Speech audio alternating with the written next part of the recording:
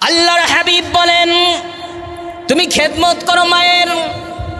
এক নম্বরে হলো আপনার আমার মা যখন পৃথিবীর জমিনে আমাকে জন্ম এবং গর্ভে ধারণ করেছেন, ওই মা যখন আমাকে গর্ভে নিয়েছেন, বাস্তবতা প্রশ্ন করে জেনে নেবেন, মা কিন্তু 10 মাস বা 9 মাস পর্যন্ত আরামায়েশ করতে পারে নাই। মা জননী এদিকে ওদিকে ছোটাছুটি করে, বাবারা বাহিরে রিজিকের জন্য দৌড়াদৌড়ি করে। রাত্রি যখন হয়ে যায় তখন কিন্তু বাবা আসে। বাবা আসার পরে একই সাথে স্বামী স্ত্রী খাবারের টেবিলে বসার সময় দেখবেন ওই স্ত্রী একটা বাহানা দিয়ে ওখান থেকে চলে যায়, আমার একটু বাহিরে যেতে হবে, আমার একটু হাজাত পূরণ করতে হবে। আসল কথা তো এটা নয়, আসল কথা হলো পেটের বাচ্চাটা তাকে আঘাত করতেছে। পেটের বাচ্চা নড়াচড়া করে, ওই মা আর খাবার মুখে দিতে পারে না। যতটুকু খাবার মুখে দেয় সঙ্গে সঙ্গে বমি হয়ে যায়, ব্যথা হয়ে যায়, কিন্তু মা স্বামীকে বুঝাইতে পারবে না। এই জন্য নানান বাহানা করে উঠে যায়। রাসূল সাল্লাল্লাহু আলাইহি ওয়াসাল্লাম বলেন, ও সাহাবীরা, যখন ওই মা 10 মাস 10 দিন পর্যন্ত সন্তানকে পেটে ধারণ করে, হাজার কষ্টের ফসলের সন্তানকে কষ্ট দেয় না, স্বামীকে কষ্ট দেয় না। আল্লাহ রাব্বুল আলামিন বলেন, দিনের বেলা রোজা, রাত্রের বেলা নফল ইবাদত করার 10 মাস 10 দিনের সওয়াব ওই মায়ের আমলনামায় লিখে দেওয়া হয়। এই কষ্টের কারণে আমি বলেছি মায়ের খেদমত করো। 2 নম্বরে বলেছেন মায়ের খেদমত করো, কারণটা হলো প্রসব বেদনার সময় মার এত কষ্ট হয়, এত কষ্ট হয়। সাহাবায়ে কেরাম বর্ণনা করেছেন, মা যখন সন্তানকে দুনিয়ার আলো দেখাইতে চায়, এমন পেইন্ট আর এমন তীব্র ব্যথা হয়ে যায় মায়ের। আপনারা খুঁজে খুঁজে দেখবেন, ডক্টরদেরকে জিজ্ঞাসা করবেন, এমন কষ্ট হয়, এমন কষ্ট ভোগ করে। বর্তমান থিওরিতে বলা হয়েছে, যদি আপনার শরীরের হাড়গুলো, যতগুলো অঙ্গ প্রত্যঙ্গের হাড় রয়েছে, এই হাড়গুলো যদি রোড অ্যাক্সিডেন্টে একসাথে এক মুহূর্তে ভেঙে যায়, যে পরিমাণ কষ্ট হবে।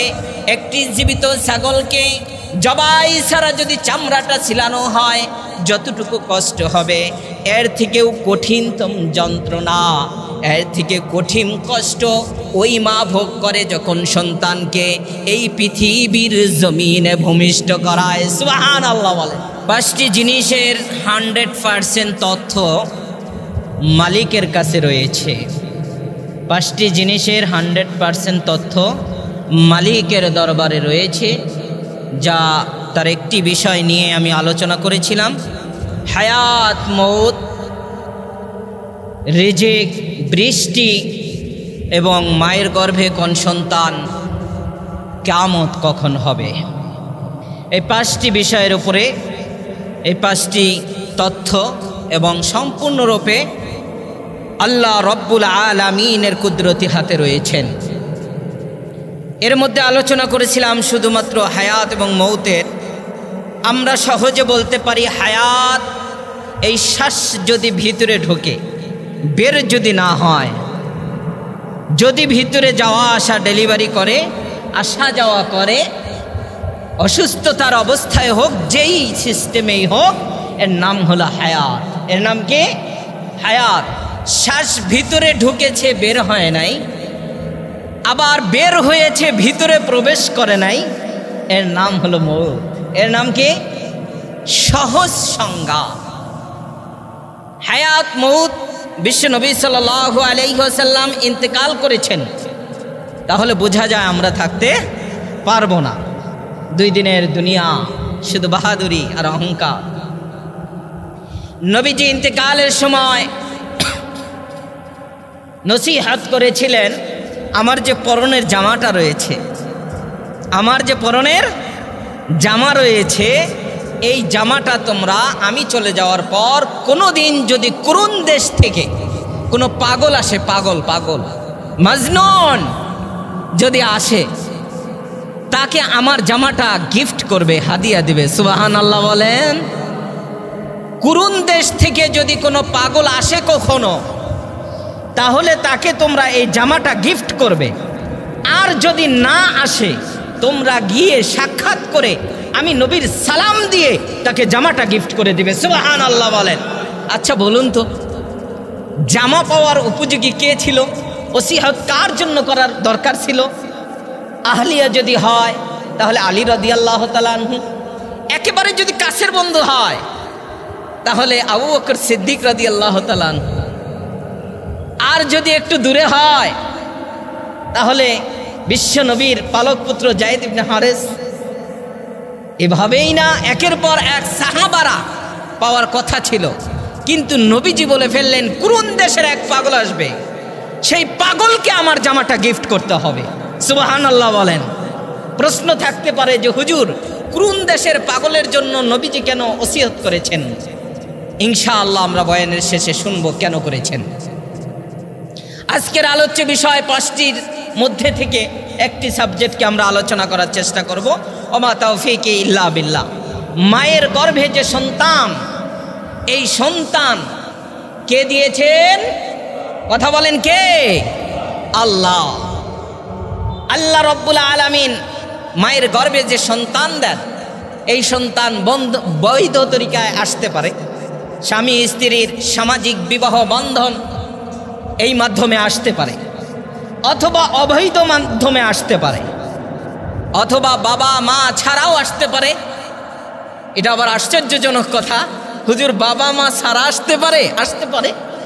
ইতিহাসে দেখেন, আদম এবং হাওয়ার কোনো বাবা মা নেই। এরপরে বাবা ছাড়াও আসতে পারে, যেমন মারিয়াম আলাইহিস সালাতু ওয়াস সালামের সন্তান ঈসা আলাইহিস সালাতু ওয়াস সালাম। বলেন সুবহানাল্লাহ, বাবা ছাড়া এসেছে।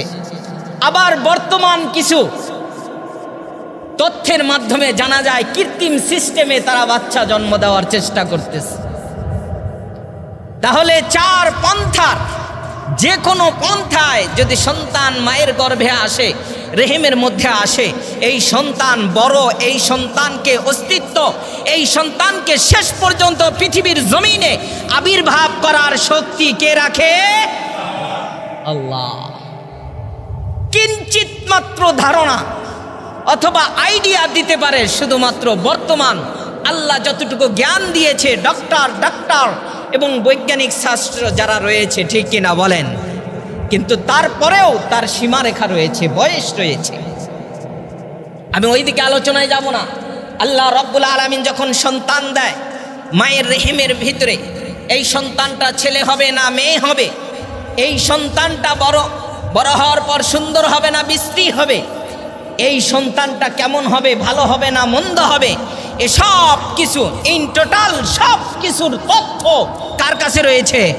আল্লাহর কাছে রয়েছে।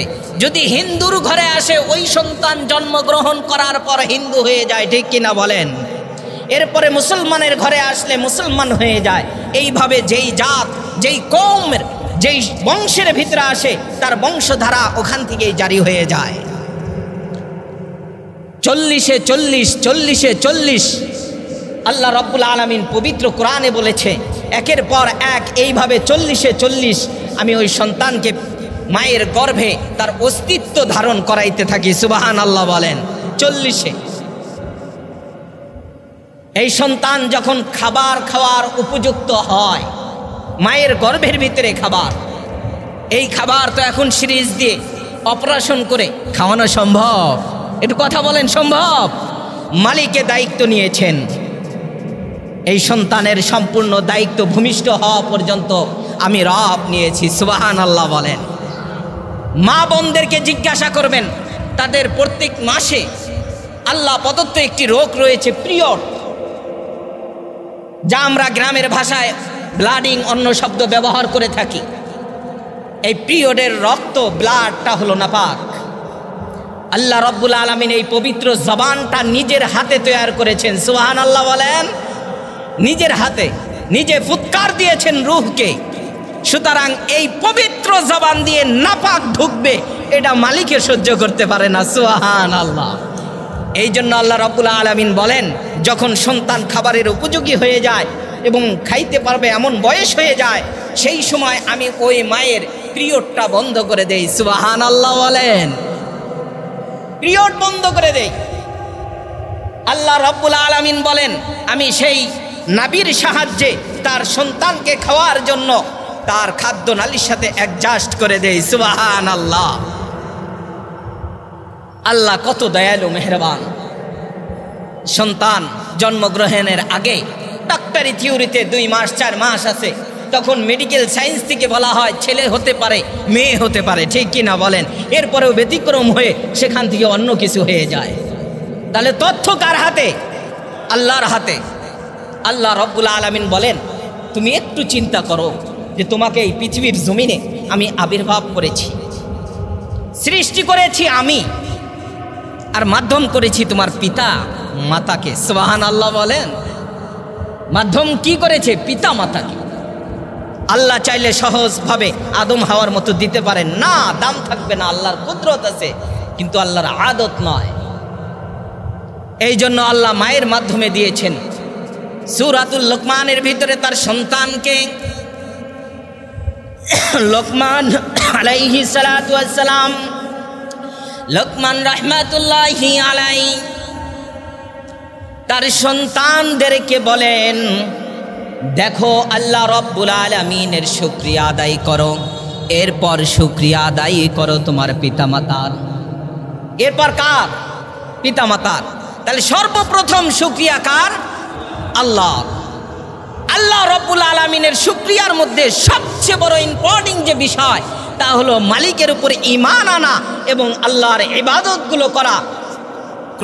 ক্রমে ভাবে প্রথমে ঈমানের পরের স্থান হলো নামাজ আদায় করা। বলেন সুবহানাল্লাহ। এরপরে আল্লাহ রাব্বুল আলামিন বললেন যে তোমার মা বাবার শুকরিয়া আদায় করো।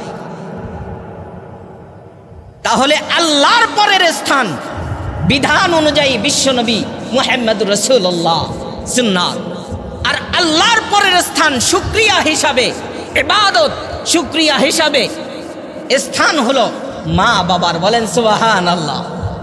কারণ হলো এই পৃথিবীর আলোর প্রধান ঘাঁটি হলো আমার মা।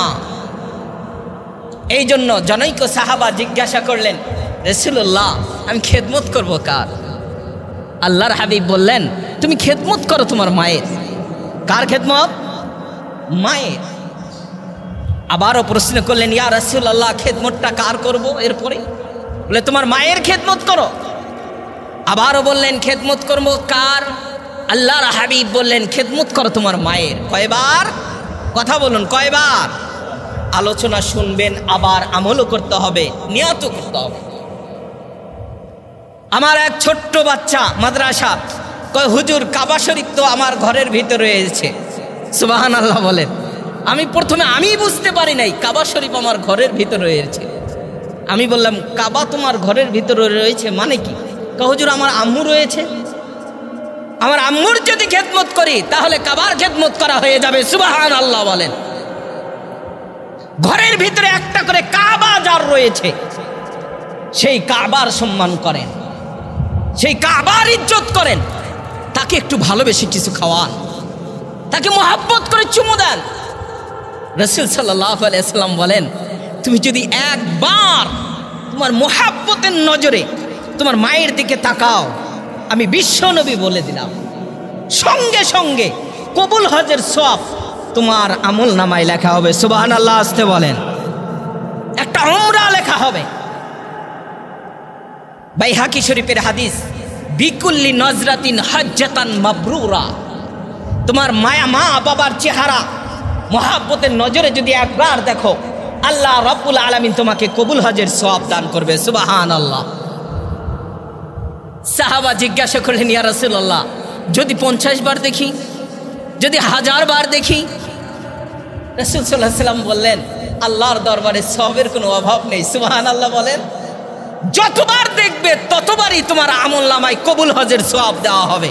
সুবহানাল্লাহ বলেন।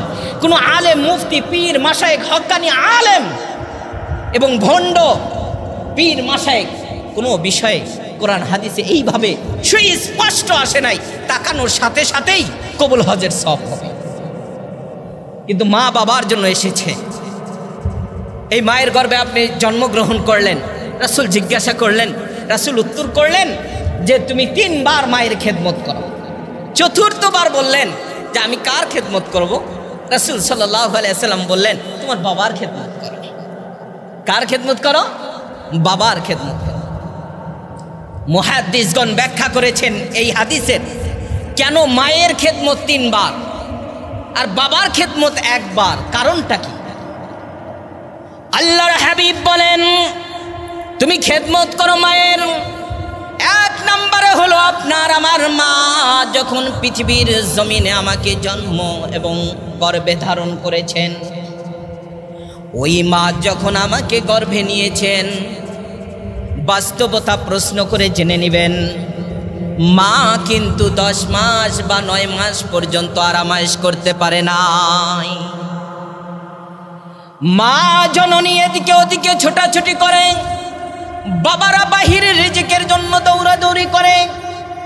রাত্রি যখন হয়ে যায় তখন কিন্তু বাবা আসে, বাবা আসার পরে একই সাথে স্বামী স্ত্রী খাবারের টেবিলে বসার সময় দেখবেন ওই স্ত্রী একটা বাহানা দিয়ে ওখান থেকে চলে যায়, আমার একটু বাহিরে যেতে হবে, আমার একটু হাজাত পূরণ করতে হবে। আসল কথা তো এটা নয়, আসল কথা হলো পেটের বাচ্চাটা তাকে আঘাত করতেছে। পেটের বাচ্চা নড়াচড়া করে, ওই মা আর খাবার মুখে দিতে পারে না। যতটুকু খাবার মুখে দেয় সঙ্গে সঙ্গে বমি হয়ে যায়, ব্যথা হয়ে যায়, কিন্তু মা স্বামীকে বুঝাইতে পারবে না। এই জন্য নানান বাহানা করে উঠে যায়। রাসূল সাল্লাল্লাহু আলাইহি ওয়াসাল্লাম বলেন, ও সাহাবীরা, যখন ওই মা 10 মাস 10 দিন পর্যন্ত সন্তানকে পেটে ধারণ করে, হাজার কষ্টের ফসলে সন্তানকে কষ্ট দেয় না, স্বামীকে কষ্ট দেয় না। আল্লাহ রাব্বুল আলামিন বলেন দিনের বেলা রোজা, রাত্রের বেলা নফল ইবাদত করার 10 মাস 10 দিনের সওয়াব ওই মায়ের আমলনামায় লিখে দেওয়া হয়।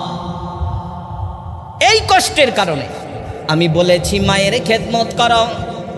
2 নম্বরে বলেছেন মায়ের খেদমত করো, কারণটা হলো প্রসব বেদনার সময় মার এত কষ্ট হয়, এত কষ্ট হয়।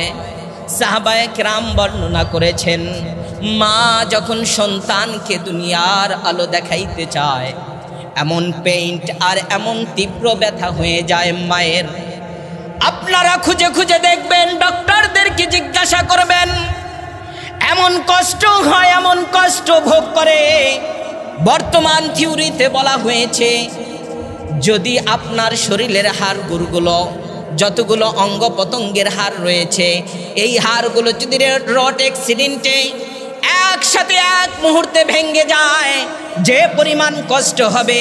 একটি জীবিত ছাগলকে জবাই ছাড়া যদি চামড়াটা ছিলানো হয়, যতটুকু কষ্ট হবে, এর থেকেও কঠিনতম যন্ত্রণা, এর থেকে কঠিন কষ্ট ওই মা ভোগ করে যখন সন্তানকে এই পৃথিবীর জমিনে ভূমিষ্ঠ করায়। সুবহানাল্লাহ বলে।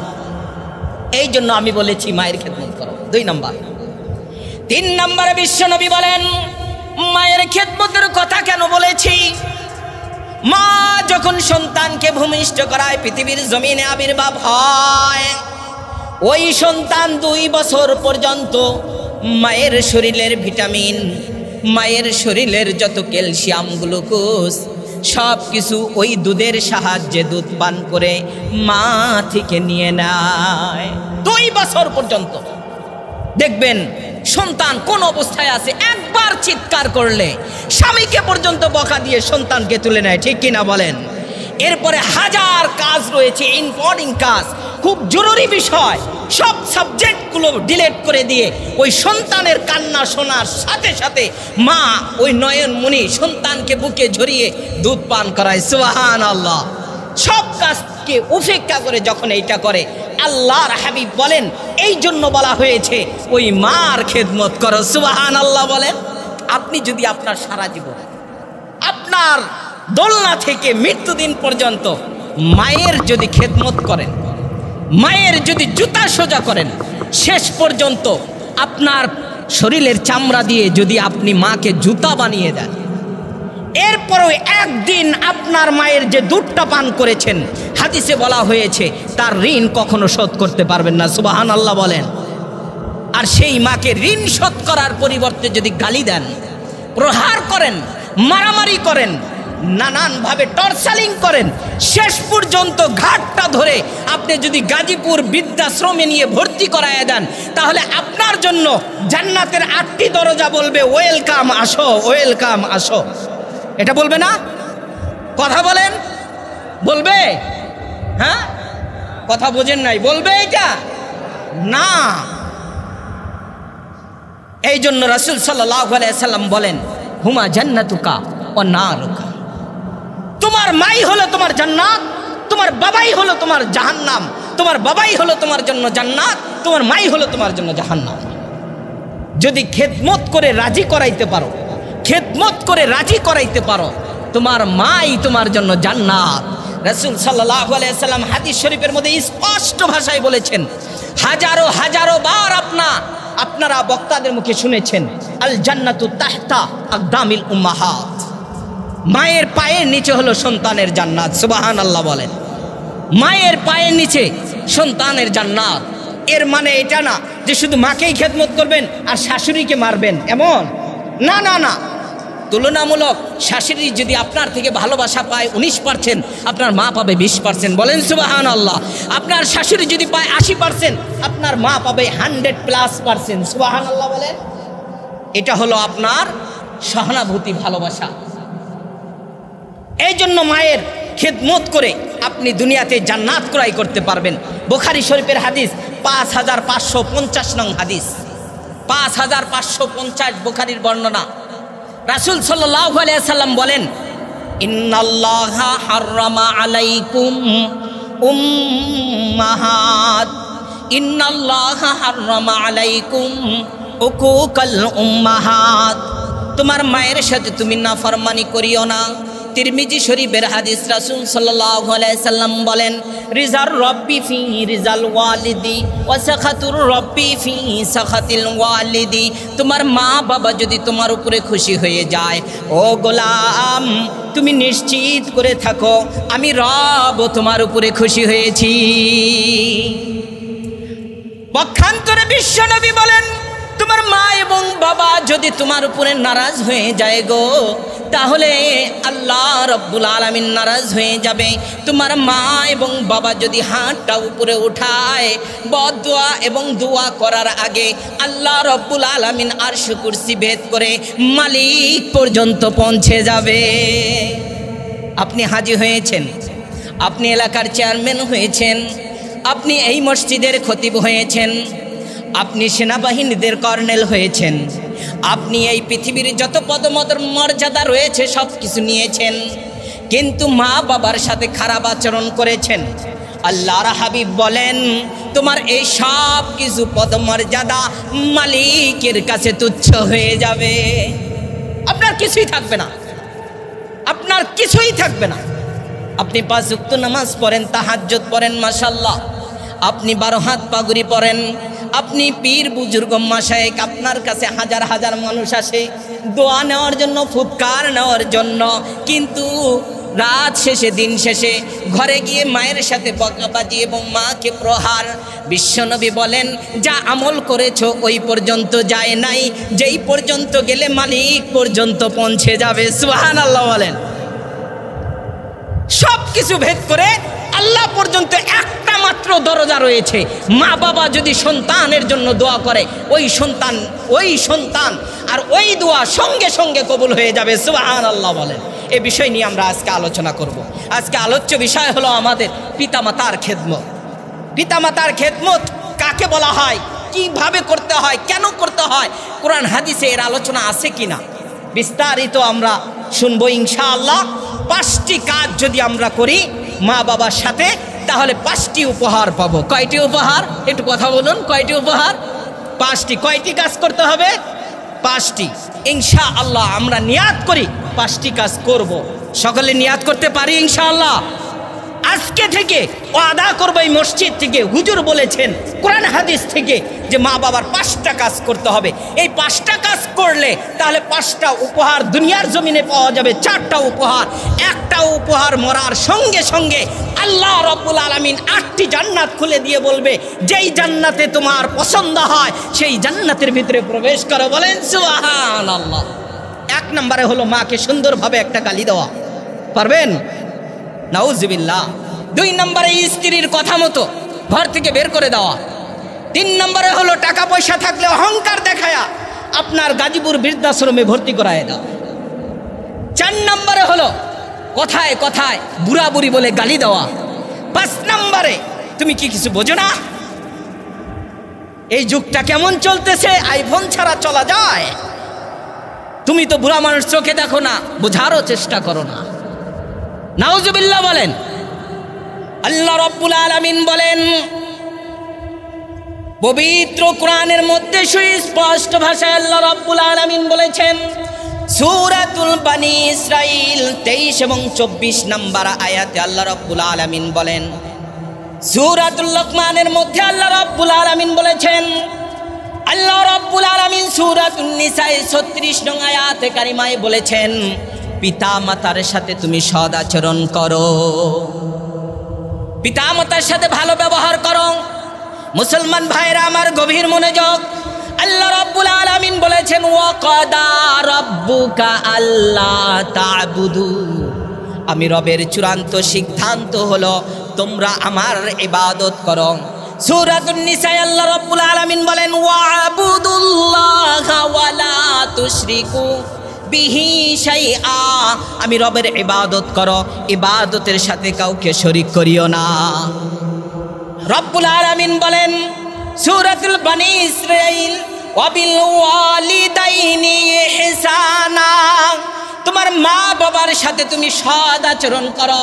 সূরাতুন নিসায় আল্লাহ রাব্বুল আলামিন বলেন, ওয়াবিল ওয়ালিদাইনি ইহসানা, একই শব্দ বলেছে, তুমি পিতামাতার সাথে সৎ আচরণ করো।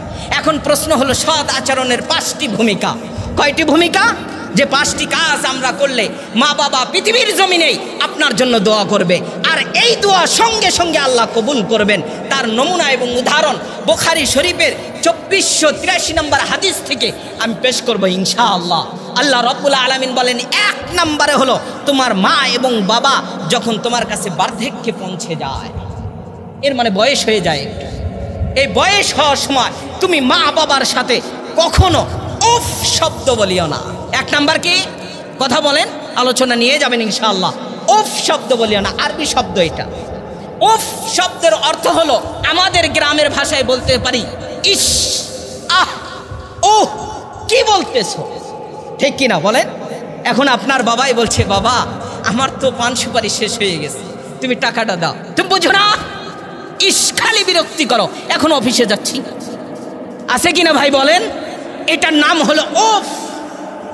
সরাসরি কোরআন থেকে তাফসীর। আল্লাহ রাব্বুল আলামিন বলেছেন, তুমি যখন উফ বলবে তোমার হায়াতের আয়ু শেষ হয়ে গেল। নাউজুবিল্লাহ বলেন, হায়াতের আয়ু শেষ।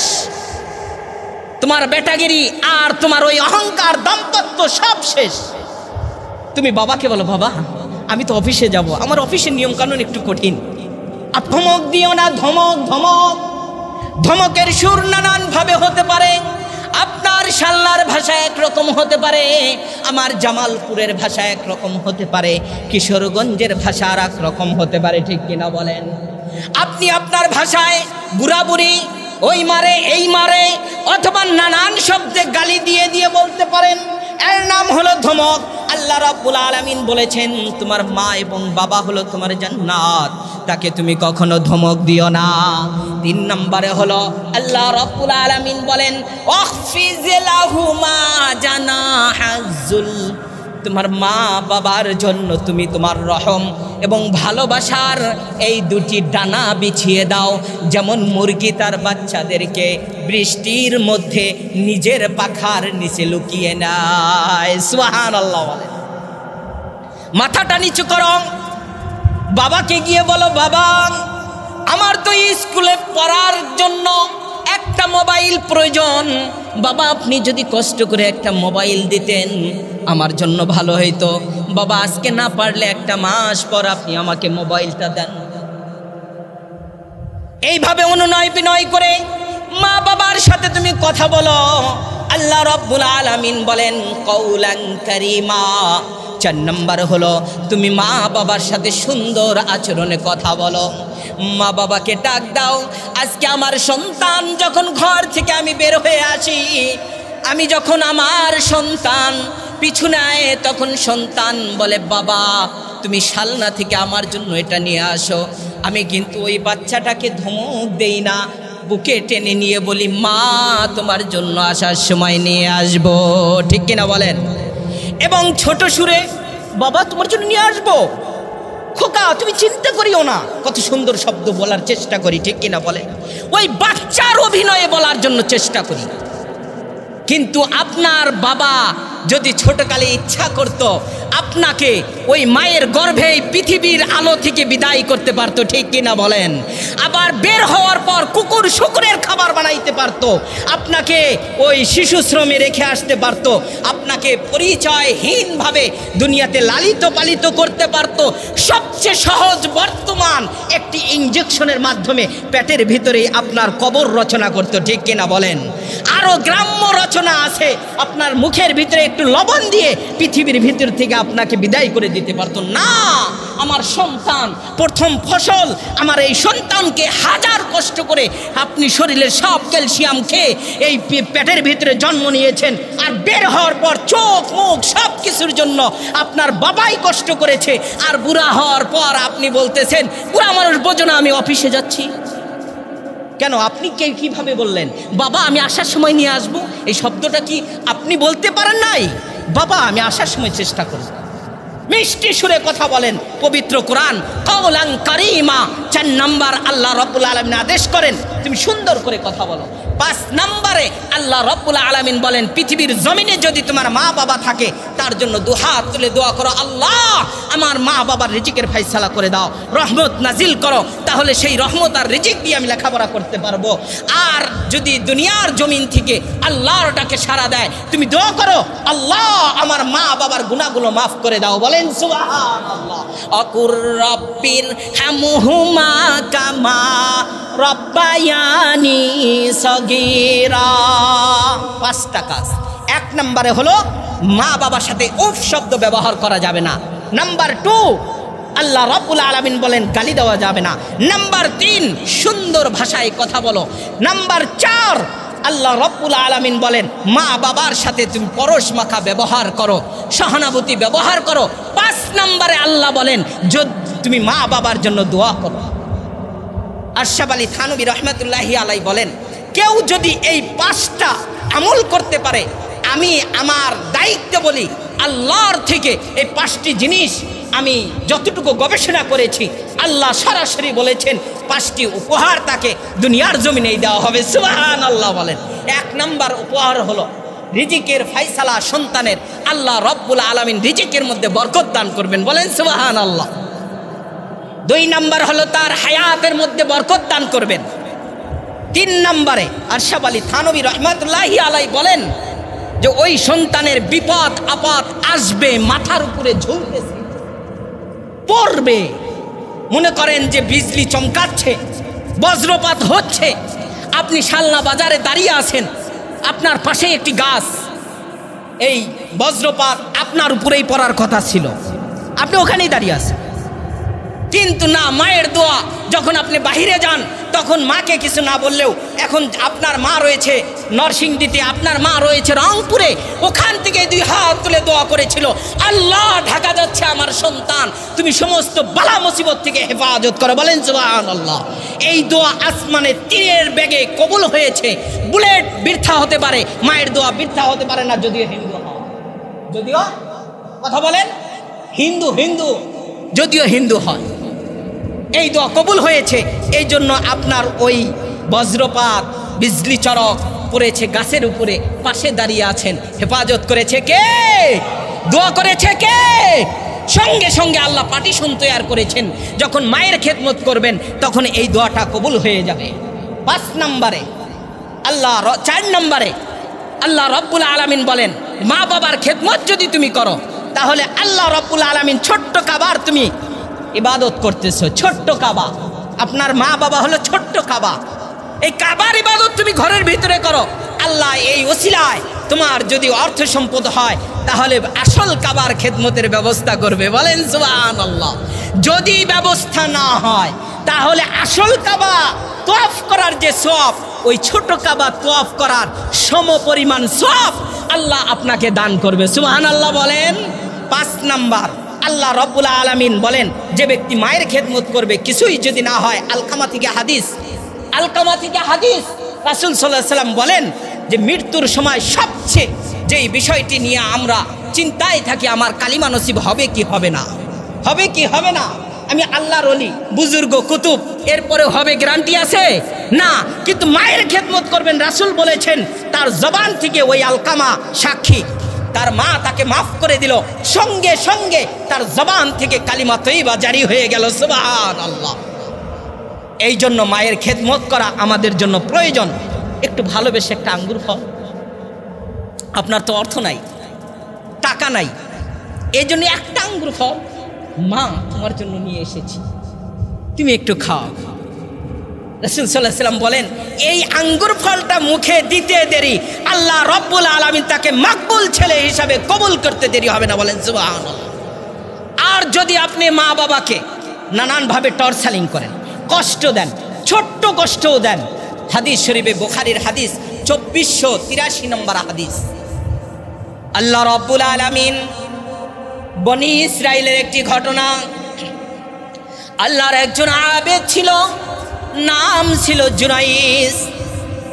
এই জুরাইস এত বড় বুজুর্গ ছিল, আবেদ ছিল, ইলম ছিল না। সেই যুগের মধ্যে পাহাড়ের মধ্যে ঘর বেঁধে থাকত, পাশেই ছিল একটা ইবাদতখানা, ওই সময়ের সময় বলা হতো গির্জা। এই গির্জার ভিতরে জুরাইস ইবাদত করত। আল্লাহ রব্বুল আলামিন তাকে এত বড় করেছেন, জুরাইস ছোট থেকেই আল্লাহ রব্বুল আলামিনের পরিচয় পেয়েছেন মা বাবার কাছে। জুরাইস সারাদিন ইবাদত করেন, সারা রাত্রি তাহাজ্জুদের নামাজে দাঁড়িয়ে আল্লাহকে ডাকেন। এত মকবুল মানুষ জুরাইস, আল্লাহ রব্বুল আলামিনের প্রিয় বান্দা। বুখারীর ঘটনা এসেছে, বিশ্ব নবী বলেছেন ছোটকালে 3 জন বাচ্চা কথা বলেছিল শিশুকালে। 1 নম্বরে হলো ইউসুফ আলাইহিস সালাতু ওয়াস সালামের সাক্ষী, সেই ছোট বাচ্চা দোলনার। 2 নম্বরে হলো ঈসা আলাইহিস সালাতু ওয়াস সালাম তার মাকে পবিত্রতার সাক্ষী দিয়েছিলেন। 3 নম্বর হলো ওই জুরাইসকে পবিত্র করার জন্য আল্লাহ রব্বুল আলামিন ছোট বাচ্চার জবানে কথা জারি করেছেন। বলেন সুবহান। জুরাইস ইবাদত করে, জুরাইস ইবাদতের মধ্যে মগ্ন, এত গভীর ইবাদত জুরাইসের। আল্লাহ রব্বুল আলামিনের প্রেমিক জুরাইস নামাজে দাঁড়িয়ে গেল, নফল নামাজের মধ্যে। এখানে একটা মাসআলা, ইবাদত এবং মাসআলা আমাদের জানা দরকার। আপনি এখানে ইবাদত করেন, সামনে একটি ভয়ঙ্কর সাপ রয়েছে, বিশ্ব নবী বলেছেন তুমি ভয়ঙ্কর সাপ থেকে বাঁচার জন্য নিয়তটা ছেড়ে দাও, নামাজটা ছেড়ে দাও। আবারও বলেছেন আপনি রাস্তা দিয়ে যাওয়ার পথে আপনি নামাজে দাঁড়িয়ে গেলেন, একজন ছোট বাচ্চা আগুনে পুড়ে যাচ্ছে, নদীতে ডুবে যাচ্ছে, আপনি নামাজটা ছেড়ে দিয়ে একটা জীবনকে হেফাজত করেন। মাসআলা। জুরাইস নফল নামাজের মধ্যে ছিল, নামাজগত অবস্থায় তার মা এসেছে। মা আসার পর বলল বাবা জুরাইস আমার পানির তৃষ্ণা পেয়েছে। জুরাইস নামাজের মধ্যে চিন্তা করলেন আমি কি নামাজ ছেড়ে দিব, না মার কথা শুনবো, আমি কি মার কথা শুনবো, না নামাজ থেকে আমি ছেড়ে দিয়ে মার কথাগুলো শুনতে থাকবো, না মালিকের সাথে কালেকশন করব। দ্বিধাদ্বন্দ্বের মধ্যে পড়ে গেলেন। এই অবস্থার মধ্যে জুরাইস উত্তর করলেন আরবি জবানে, উম্মি আনা ফিস সালাত। ও মা, আমি তো নামাজের মধ্যে আছি, আমি নামাজ শেষ করে তোমার ডাকে সাড়া দেব। আবারও কিছুক্ষণ পর বুখারীর বর্ণনা, জুরাইসের মা আবার ডাক দিল, ও বাবা জুরাইস আমার পানির তৃষ্ণা পেয়েছে, আসো বাবা পানিটা নিয়ে আসো। জুরাইস একই উত্তর করলেন, আমি কি নামাজ ছেড়ে দিব না মায়ের কথা শুনবো? আবারও বললেন, উম্মি আনা ফিস সালাত, আমি তো নামাজের মধ্যে রয়েছি। আবারও তৃতীয়বার ওই মা ডাক দিয়ে বলেন, জুরাইস আমার পানির তৃষ্ণা পেয়েছে, তুমি পানি নিয়ে আসো।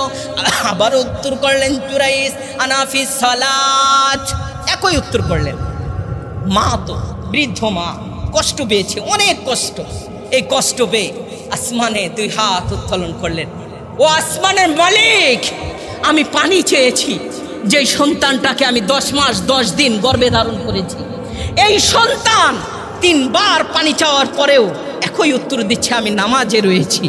আল্লাহ, আমি দোয়া করলাম আমার এই সন্তান যেন কোনো বেশ্যা নারীর মুখ না দেখে পৃথিবীর জমিন থেকে না যায়। নাউজুবিল্লাহ বলেন, জোরে বলেন, বলেন তো কবুল হয়েছে কি না? কথা বলেন, কবুল হয়েছে, 100% কবুল হয়েছে। মা কষ্ট পেয়েছে, এই ওফ শব্দ বলেছে, একটা শর্ত ভঙ্গ হয়েছে, এই জন্য সঙ্গে সঙ্গে আসমানে কবুল হয়ে গেল। জুরাইস, তুমি কোনো বেশ্যা নারী, পতিতালয়ের নারীর চেহারা না দেখে, অপবাদে না পড়ে আমার কাছে আসতে পারবে না। জুরাইস 3 দিন পর সেই গ্রামের একজন সুন্দরী নারী, নর্তকী, বেশ্যা নারী, সেই নারী গান বাজনা করে রাত্রি ফেরার সময় সেই গির্জার দিকে তাকায় দেখে এত সুন্দর যুবক, মাশাআল্লাহ খুব সুন্দর দেখা যায়, তাকে একটা প্রস্তাব দিতে পারি। তাকে বলল, জুরাইস, ভদ্র ভাষায় বলি, তুমি আমার সাথে জেনা করো। জুরাইস আশ্চর্য হয়ে গেলেন, ডান দিকে ঘোরেন, মহিলা ডান দিকে আসে, বাম দিকে ঘোরেন, ওই নর্তকী বাম দিকেই আসে, এভাবে চতুর্পাশে ঘোরেন, চতুর্পাশে ওই নারী সামনে দাঁড়িয়ে যায়, তুমি আমার সাথে জেনা করো। কিন্তু জুরাইস আল্লাহকে ভয় করে, নিত্তাকুল্লাহ, কেউ যদি না দেখে মালিক তো দেখবে, আমি তো এই নারীর সাথে অপকর্ম জেনায় লিপ্ত হতে পারি না। তাকে ব্যর্থ করে দিলেন, বিমুখ করে দিলেন। ওই নারী ওখান থেকে বের হয়ে আসলো। আসার পর পাহাড়ের পদদেশে একটি রাখাল ছিল, সেই রাখালকে প্রস্তাব দিল, রাখাল, তুমি কি কখনো আমাকে দেখেছো? এত সুন্দর নারী, তুমি যদি চাও তোমার সাথে আমি অপকর্ম করতে পারি। রাখাল চিন্তা করলেন, আমি একজন রাখাল, কে বা এই প্রস্তাব দিবে? এত সুন্দর নারী হাতছাড়া করা যাবে না। সঙ্গে সঙ্গে জেনার ভিতরে লিপ্ত হলেন। জেনায় লিপ্ত হওয়ার সাথে সাথে মালিকের সেই দোয়া তো কবুল, যে বেশ্যা নারীর চেহারা দেখতে হবে, অপবাদে পড়তে হবে। তার গর্ভে একটা সন্তান চলে আসলো। দিন যায়, রাত যায়, মাস যায়, যাইতে যাইতে এক সময় নারীর শরীর ভারী হয়ে গেল, বোঝা যাচ্ছে তার গর্ভে সন্তান। গ্রামবাসীরা জিজ্ঞাসা করে, কি ব্যাপার, তুমি তো এতদিন নাচ গান করেছো, আমরা কিছু বলি নাই, আজকে কেন তোমার পেটটা ভারী হচ্ছে, শরীরটা ভারী হয়ে যাচ্ছে? ও নারী, কোথায় এই সন্তান পেয়েছো? যদি তুমি সঠিকভাবে না বলো, তোমাকে আমরা পাথর মেরে সঙ্গে সার করে দিব। বুখারীর বর্ণনা, ওই নারী বলে, দেখো আমি এই কথা জবান দিয়ে বলতে পারি না কোন ব্যক্তি আমার সাথে অপকর্ম করেছে। তোমরা যদি বেশি চাপাচাপি করো, আমি বলতে পারি তোমাদের এই জামানার ওলি, যাকে তোমরা সর্বদাই পীর মানো, হাক্কানি আলেম মানো, ওই পাহাড়ের বুকে ইবাদত করে, ওই জুরাইস এই কামটা করেছে। নাউজুবিল্লাহ বলেন, করেছে। 100% মিথ্যা, এই কাজ তো জুরাইস করে নাই। কিন্তু মানুষ তো আবেগে বশতে, মুফতি সাহেব কত সুন্দর আলোচনা করে, আবার মুফতি সাহেব নাকি মেয়ে নিয়ে এই কাজ করে। নাউজুবিল্লাহ, আজকে মুফতিগিরি সাইজ করব, ঠিক কিনা বলেন? এখন সবারই মাথার ভিতরে ঢুকে গেল এটা, কত সম্মান করি, উপরে সাদা জামা, কি ফিটফাট, আর ভিতরে হুজুরের এই সদরঘাট। এই চিন্তা করে সাথে সাথে সেই জুরাইসের যা ছিল সব চূর্ণ বিচূর্ণ করে আগুন জ্বালিয়ে পুড়িয়ে দিল। এবং জুরাইসকে এমনভাবে তারা মারপিট করলো, যা বর্ণনায় এসেছে জুরাইস মৃত্যু শয্যায় চলে গেল। কিন্তু জুরাইস বুঝতে পারে না কি জন্য আমাকে মারে, কারণটা কি, আমি তো কিছু জানি না। এই জন্য হাত জোর করে বলল, ও আমার মুরিদান, একটা জিনিস জানার দরকার, কেন তোমরা আমাকে প্রহার করেছো আমি তো জানি না। কয়, তুমি তো জানবে না, রিমান্ডে নিলেই বুঝতে পারবে, ঠিক কিনা বলেন? এখন হুজুরদের ধরে মার দিয়ে কয় রিমান্ড, তারপরেই বুঝবে তুমি কি করছো। নাউজুবিল্লাহ বলেন, সব কাজ রিমান্ডে স্বীকার করানো যায় না, এটা হলো চাপাচাপি। এখন জুরাইস চিন্তা করলেন, আশ্চর্য বিষয়, কি জন্য মারে, কেন মারে, কেউ কিছু বলে না, কিন্তু আমাকে এত কঠিন শাস্তি দেয়। জুরাইজ যখন চাপাচাপি করলেন তখন বললেন যে আসো বিচারের মোকাবেলা। এখন এখানে আপনারা মামাজি সহকারে এলাকা সব কিছু মিলে বিচার বসায় দিলেন। বিচারের মধ্যে মামাজি জিজ্ঞাসা করলো, ও নারী তুমি বলো কে তোমার সাথে এই কাজটা করেছে?